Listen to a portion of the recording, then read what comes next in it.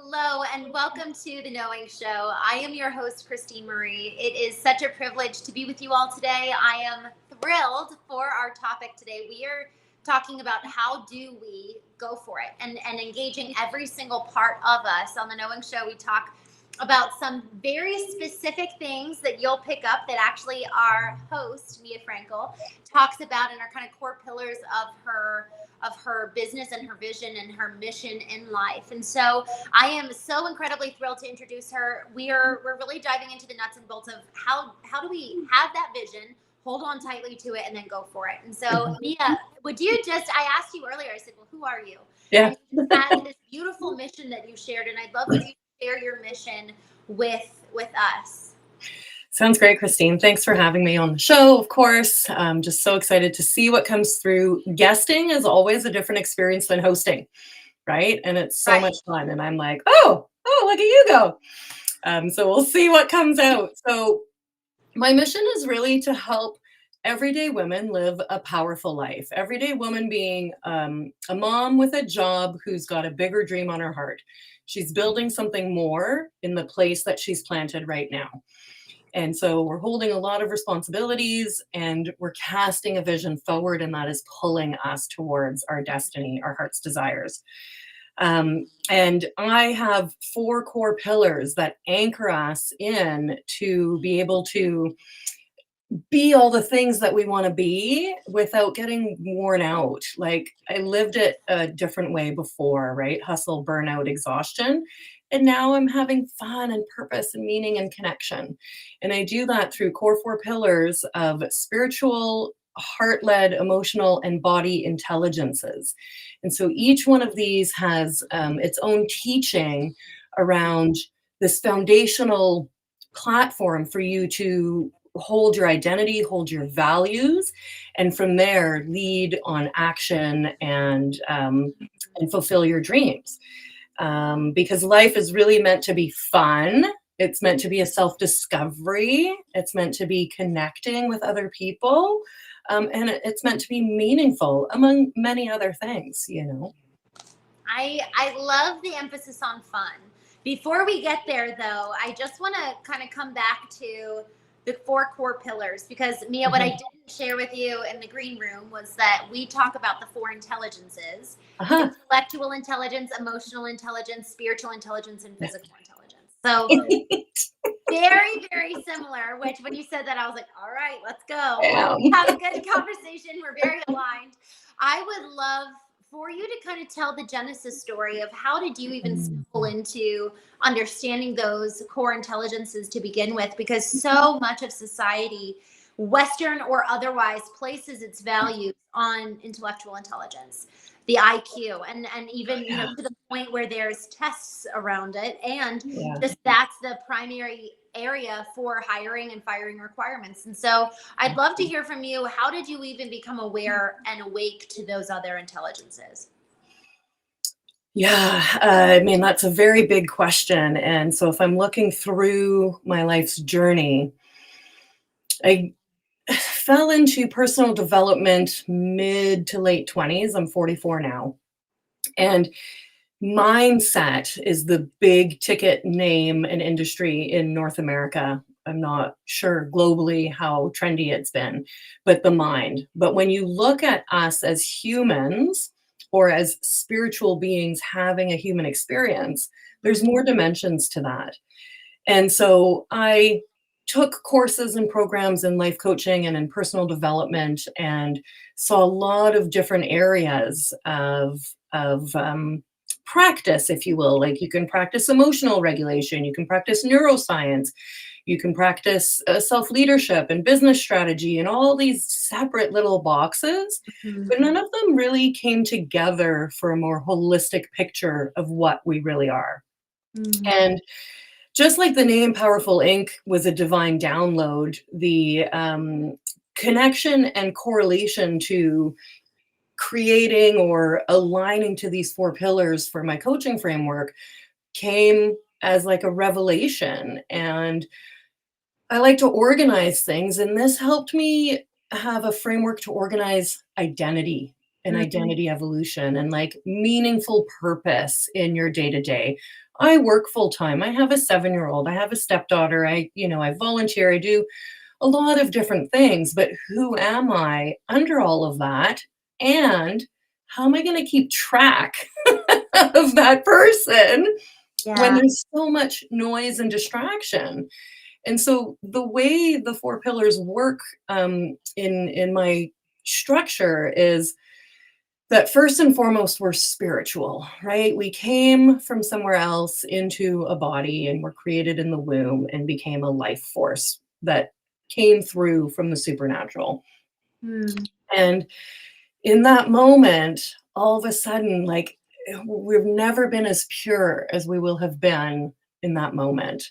And Yeah. then life starts coming around and we start learning things and, getting caught up in the stickiness. So, um, I was kind of teaching these things individually, and now I see them as a holistic picture where, we put hands on chest and stomach, and here we are as the spirit inside that is sort of contained by the physical body, but it's the physical body is just really its home base.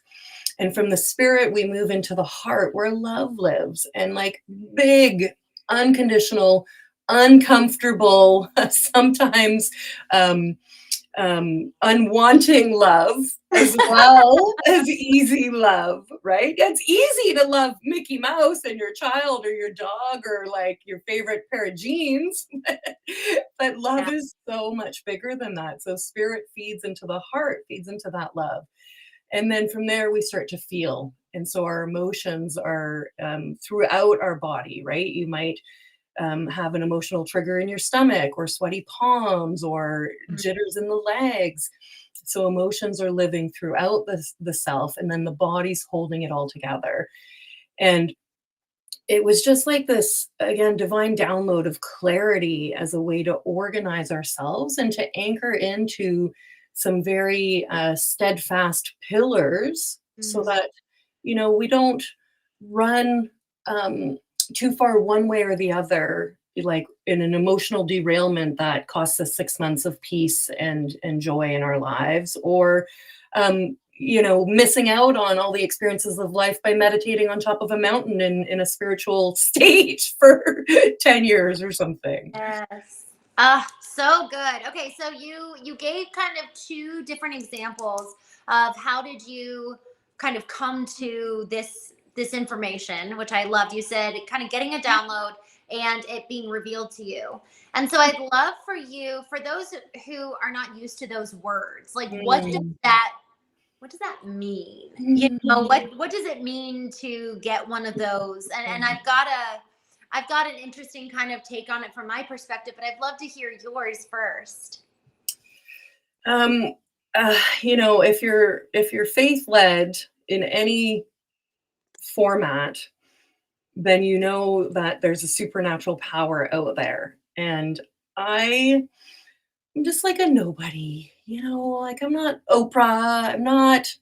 I like to think of people from other countries, Malala, like I'm just Mia down here in a little west coast of Canada. But hearing hearing from beyond, not in a spooky way, in a loving, Hmm. supernatural way, to me is it's a feeling. So it is a feeling of receiving something when I was still enough or attuned enough to receive something. And so I've described it this way before, so let's try it out again, that we have energetic frequencies vibrating through this earthly world, right? And I picture them as like a stack of highways, and there's different speeds and different cars if you want, um, and people are moving along in their energetic lane. And every once in a while, you might catch sight of something on your journey that kind of pauses and catches your attention. So that's what a few of these downloads have been, like this company name, Powerful Inc. I didn't think of that in my brain. I received it through my spirit. Yeah. Yeah. Good. I love you said still enough Mhm. effectively to receive. You know, the Latin root of intuition is intuere, which means to be taught from within. And I love that concept. And that for me was kind of a big eye opener of like, oh, there's a big difference between, to your point, sensing something in your spirit, which is an intelligence, versus our emotions, which is an intelligence, and our intellect, which is an intelligence. So it's like, and to your point, which I loved, you said our emotions show up in every part of our body. So it can show up in sweaty palms, it can show up in discomfort in our stomach where we feel queasy, it can show up in tightening of the throat. Our emotions show up in different ways. And so just like that is a signal, is a sign that our body and our emotions are telling us something, there's data there. Our spirit likewise is kind of a conduit from which we come to know. And this is why it's called the knowing show, is know that coming to know ourselves, to know others, and coming to know God. And it just it's so, there's so much to learn. And so much of it is, am I willing to be a student? And to your point of receiving, I want to talk about that a little bit, Mia, because for those watching, you know, there's a mix of male versus female viewers, and I think every single person, I think it's a human pursuit to position ourselves to be in a place of receiving. It's hard to receive. And I think so many of us, our worth is tied to what we do. So to then sit in a place of receiving through silence or being still to see, is there something that my body, soul, spirit, mind might actually have to tell me, or that God might have to tell me? Man, all right, it's like, what do we have to do? What do we have to do in terms of reconciling with our own self and our identity to come to a point where we actually can listen and be a student and know that we're secure enough in our identity to not go and be doing something in that moment to earn our worth? Yeah, well, let's do it right now. All right. Oh, you guys ready for the greatest magic trick on earth? It's not a magic trick. It's your breath. And in my case, it's hand on chest and hand on stomach. Okay, I'm going to do that with you, Mia. And just close your eyes if you can. And just exhale.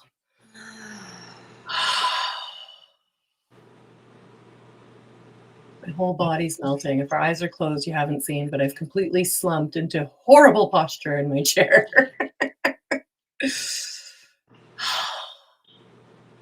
Put the weight of the flesh down.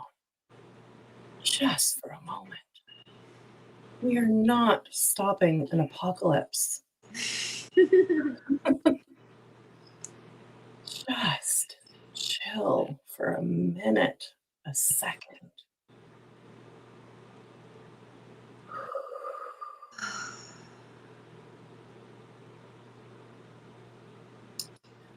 Okay, I'm just kind of rubbing my chest, going to open my eyes and come back a little.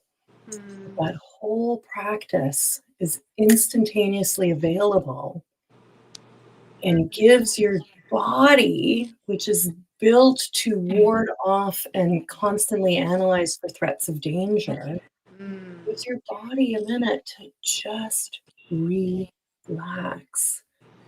And the big piece in learning peace and receiving in this way is that it's not conditional. We didn't have to go anywhere. We didn't have to buy anything. We didn't have to have anybody do anything for us. You can do this on the toilet. You can do this while you're parked. You can do this at a red light. You can do this at the grocery store when your child is having a tantrum, because it just takes a few seconds. And that you're giving yourself the gift of receiving, and you just don't know what might drop in that moment when you still the stimulation. I'm so grateful you brought it back to breathing. There's so many different directions we can go with this, but I learned this, I guess, probably 6 months ago, that our physical body, if our nervous system is activated and we're in fight, flight, freeze, or fawn, any one of those 4 F's, and our body is triggered and we're in survival mode, there is no way that we'll ever be able to learn something new or change or grow or heal anything, you know? So if we ever want to get out of being stuck. And usually we're triggered, we're in that fight, flight, freeze, or fawn mode because of something in the past. So what breath does is that it actually helps bring our cortisol levels down. It literally helps the stress to come back. So if we are feeling that kind of anxiety, and that it's like such a physiological thing, breathe, it just helps the oxygen to return to the other parts of our brain that are necessary for cortisol to go down. So it's interesting, you know, I think that there's been some real damage done with the woke movement of doing breath work and being hippie and all of these things. Now it's like, well, if I want to take some deep breaths, all of a sudden I'm being categorized as something that I don't want to be in that camp, but I also don't want to be in the camp of really unhealthy to the point of screaming at my children because I don't know how to self-regulate. So it's like, what's the middle ground? And so I would love for, you know, for us to learn from you in terms of just regular routine habits that we can kind of instill in our life so that we're in that threshold of like, these habits are helping me self-regulate, self-soothe so that I can be a stable parent, so that I can be a stable business partner, employee, just even for my own self. It's not even for everybody else, but it's for me. I know how to take care of myself in a way that allows for me to actually access peace. There's more depression than ever before. So deep breathing, what does that look like for you on a day-to-day basis? And what other habits do you do that really help for you to kind of get to that point of peace? I try to have fun every day and laugh. I love that. Gotta have fun. So much. I want to die laughing. Did you know, Mia, did you know that children laugh on average 300 times a day? Oh, yeah. I want to be more like that. You right? know, if we want to return and start being more creative and imagining and dreaming, we got to start laughing. Well, like, we're all going to die. Shocker. Oh, my God.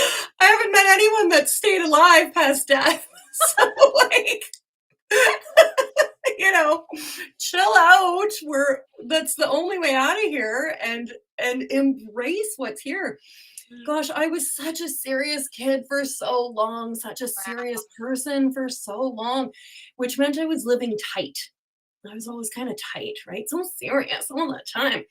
My friend made fun of me for like 27 years because if you change the plan, Mia's gonna freak out.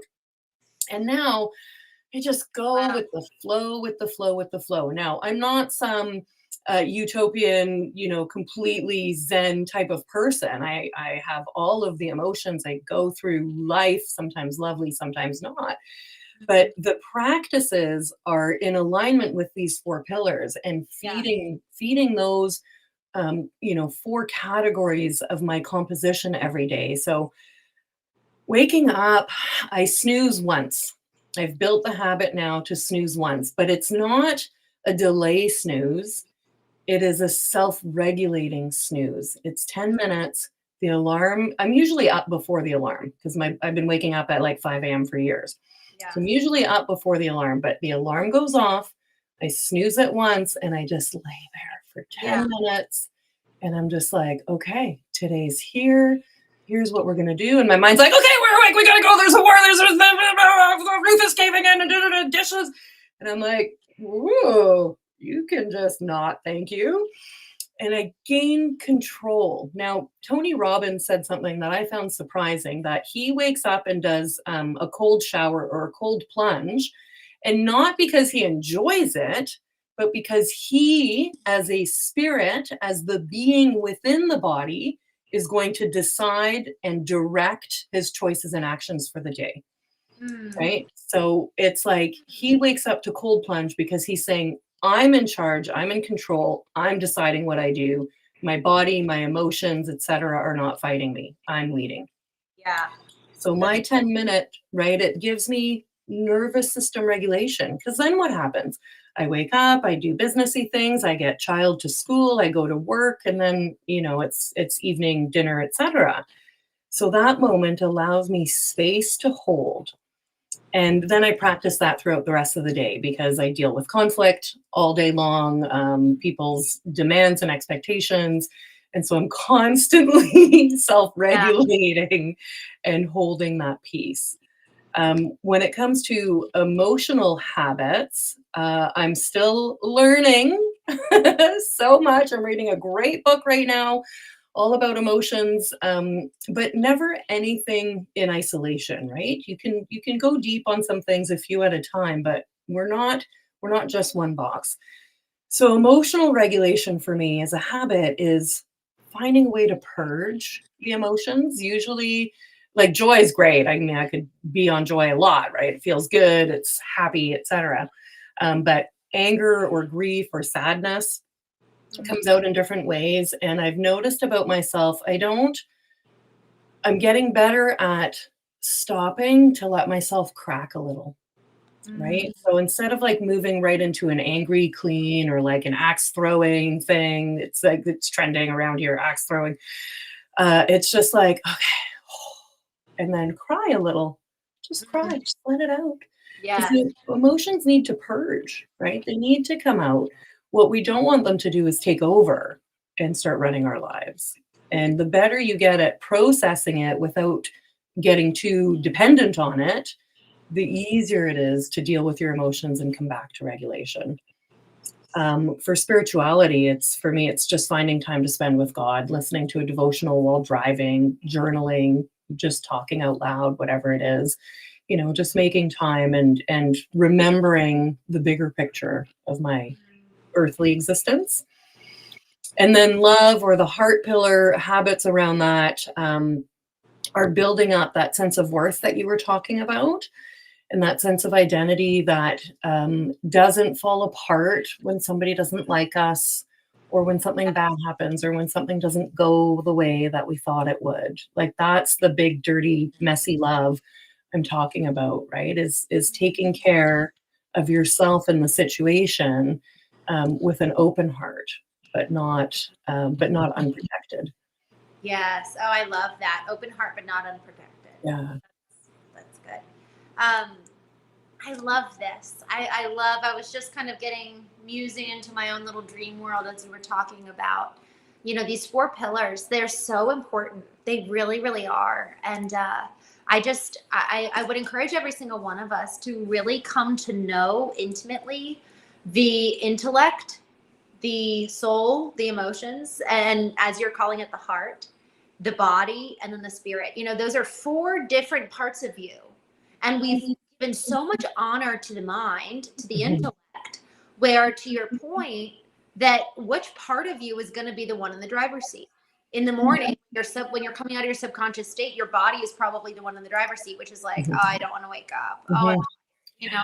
And so to use your example of Tony Robbins going and jumping into the cold plunge and saying, no, body, you're actually going to obey me today. I'm Mhm. the one in the driver's seat, the spirit, like the true self who God created us to be in the That's first place. right. That's who's in the driver's seat. And so our intellect, our mind, we have to bring that into submission, our emotions. But if we don't understand those core categories and those core parts of us, we're going to have this big emotional trigger or reaction and think that that has to be at the helm of the ship, or we have no control over it. And then all of a sudden we're in a tirade and we're like, whoa, where did that come from? Yeah. We're sometimes just as surprised at it as everybody else around Yeah. us. I don't know. So it's I really can't help it. It's just what's happening. Like, you always have agency. You always have sovereignty over yourself. Yeah. You are the spirit within directing. But it's so much easier to be reactive than proactive. Being proactive takes awareness, time, and repetition. And it's one thing to sit, this is like the placebo effect, right? It's one thing to sit and journal and la la la, my launch is gonna go so great. I'm gonna make $1 zillion and Oprah's gonna have me on the show. And then 3 days go by and there's crickets and now you're spiraling, yeah, right? And what I find is you have to practice behind the scenes, but then you have to work even harder in that proactive mode when the real thing is happening, yeah, right? The placebo effect is controlled and contained and protected, but the real physiological responses come when we don't expect it, like you were just saying, and catch us off guard. And now you kind of have to be able to get ahead of yourself again if you Mm. start to derail and move into a whole tantrum. So you're kind of always living in this, well, maybe not always living, but you're building this deep self-awareness of of I guess it's more spirit led in yourself of why am I behaving like this? Why is this bothering me so much? And I'll be very, very frank with an example. I've been with my partner for 10 years, and he's got a previous wife and child. And the Mm. other night, he was talking to the child as she was at her mom's house, and he said, well, mom and me, blah, blah, blah, blah, blah. And I Mm. was like, that still bothers me. That's Aw, still right. And then, okay, but why? And what's under that? yeah. And what I found, like before, huge flare ups, sweat, rage, emotions, spiral. But now it's like looking at it with wisdom. And what Mm. is that? And all it boiled down to was that it's just not my language of choice. It's just not my preference in like a co parenting or a blended dynamic. And I had been so long trying to make it be one, right? Trying to Mm. fit a mold, but didn't. And so now I have peace because I understand myself better. And I understand I where don't know. was did we cut out? Either I'm frozen or you're frozen, Mia. Okay, well, you're not frozen to Hold me. on. Oh, I'm frozen down here. I'm checking to see. I might be the frozen one. I think I might be the frozen one.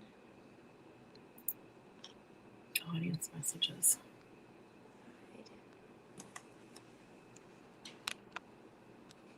Okay.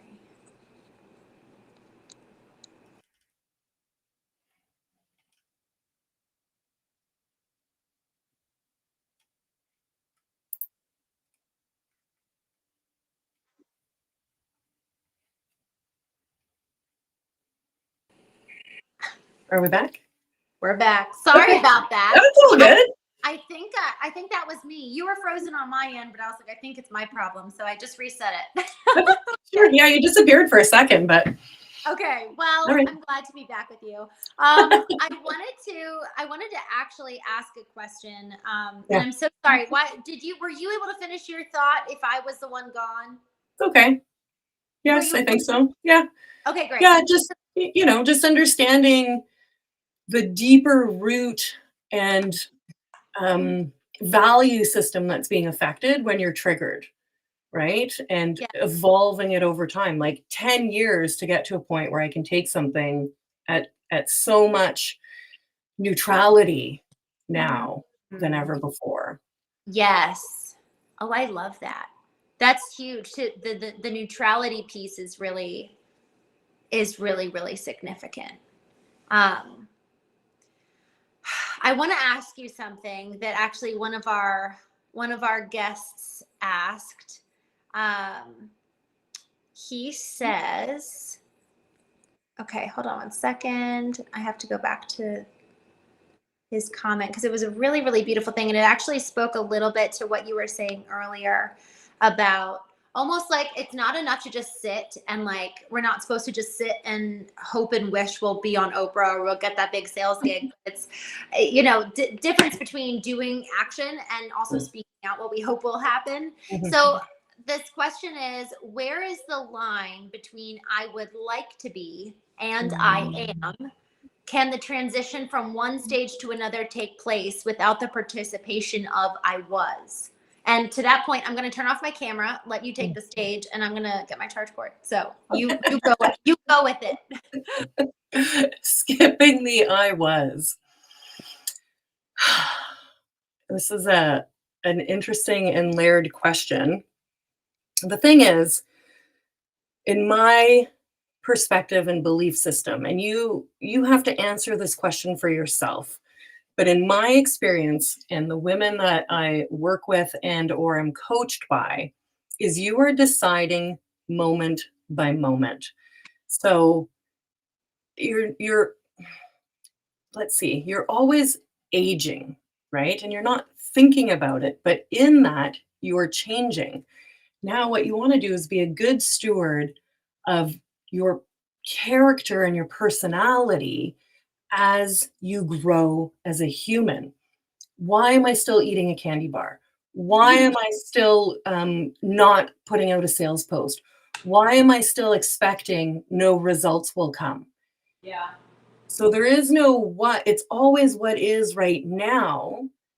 And in that, you make an action to go with it, right? So we've titled this, Are You Going For It? I could sit around, I could have said no when I got the invitation to this. I could have said, I need more training. I'm not professional enough. I don't know if I'm going to be clear on what I'm talking about, or I could just go for it. Because when we move out of that placebo environment and into the real one, that's when we're tested.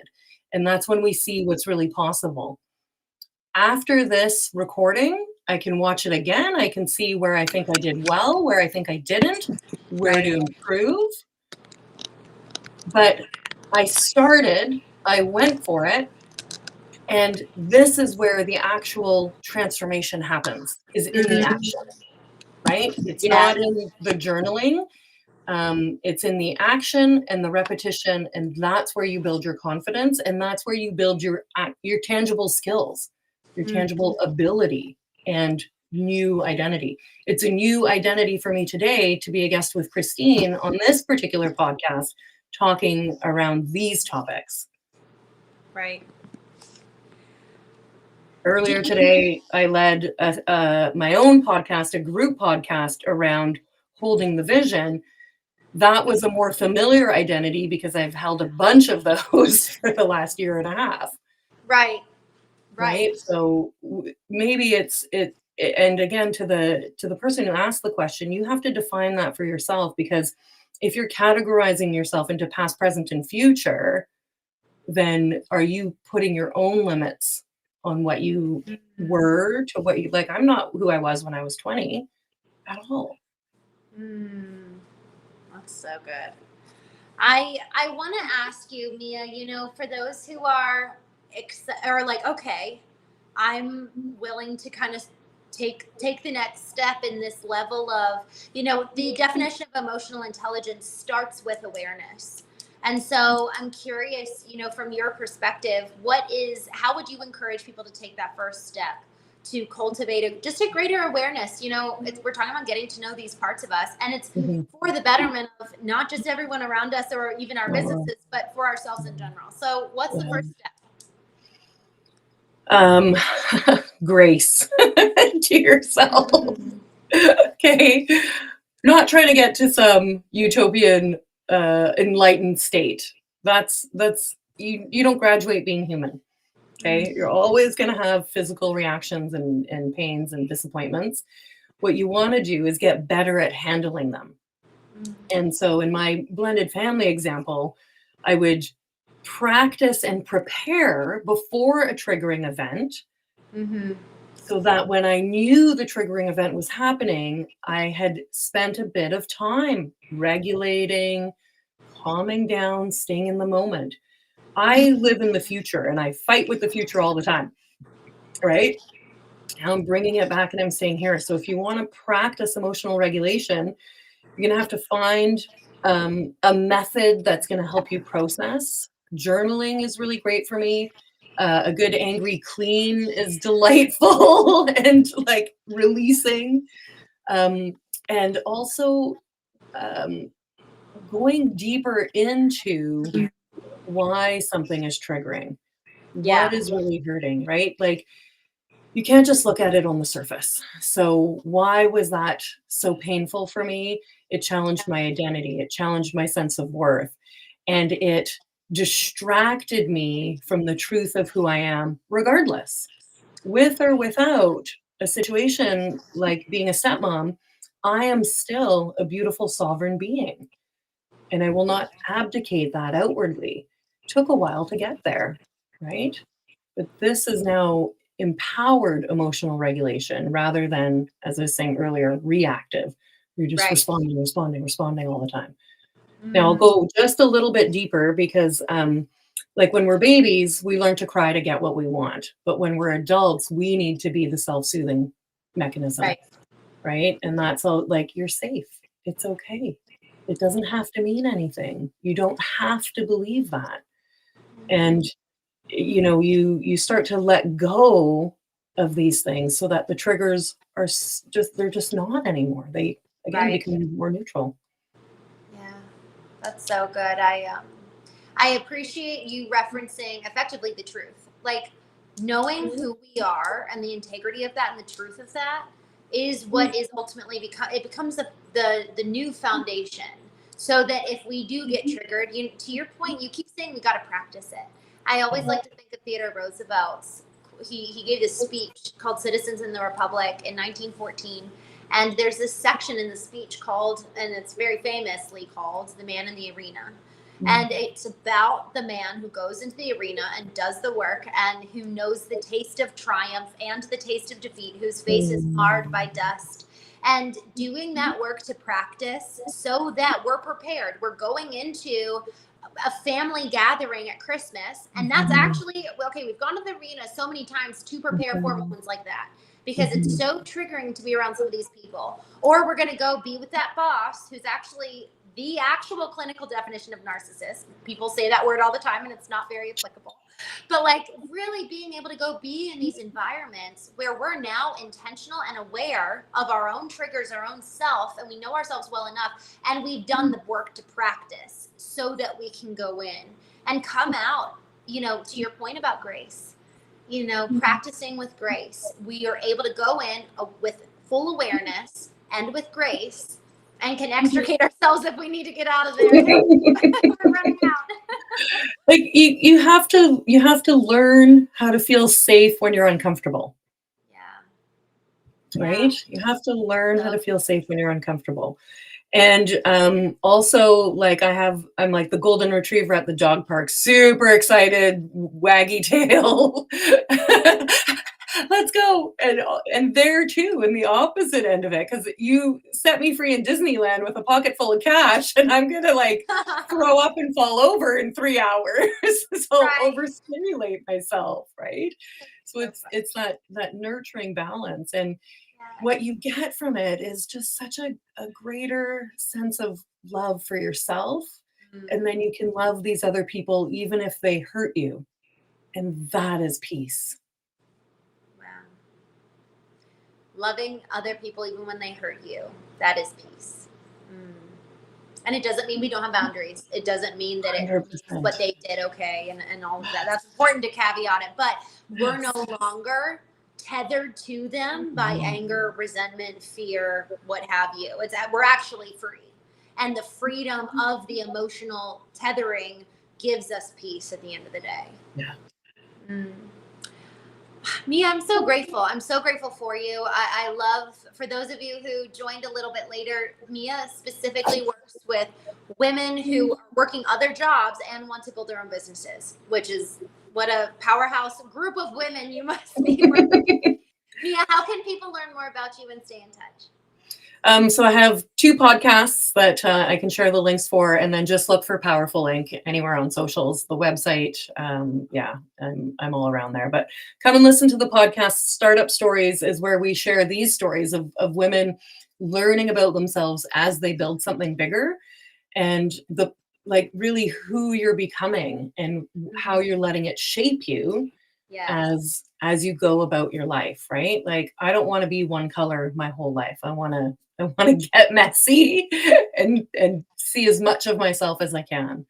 And I love having those conversations. And then I obviously have life coaching services too. I'm starting a program in July, the Everyday Woman Awakening, where we anchor into these 4 pillars and make them part of your daily practice so that you can take good care of yourself, move from reactive to proactive, and have the energy to go after your dreams. I love it. I'm so grateful for you. I'm thinking about these incredible women who feel like they can't have it all. But it's the same goes for these incredible men who, some of them are raising their kids alone and they're able to work and have the side hustle and be amazing fathers. It's beyond gender. And so I'm just really grateful for you really helping foster some of these dreams, So thank you, my friend. I'm grateful. Thank you. Y'all, thank you so much for joining us on The Knowing Show. Go give Mia Frankl a follow. She's got 2 podcasts that are absolutely amazing. Especially if you have a woman in your life. I saw, Lewis, you said that you encouraged your sister to start a dry cleaning business. Go encourage them to follow Mia. And there's just a lot out there for women these days, and I'm grateful that Mia's one of them, and then she joined us here. So thank you so much, y'all. I will see you tomorrow morning, 9 a.m. Eastern, 6 a.m. Pacific. No, tomorrow's Saturday. Tomorrow's Saturday. Yay! Oh, I'm so grateful. I will see you all tomorrow at 11 a.m. Eastern, 8 a.m. Pacific. And do something fun tonight in honor of Mia. Go live a little large tonight. Wonderful. Well, thank you all so much for joining. Mia, thank you. It was so wonderful to chat with you. Thanks,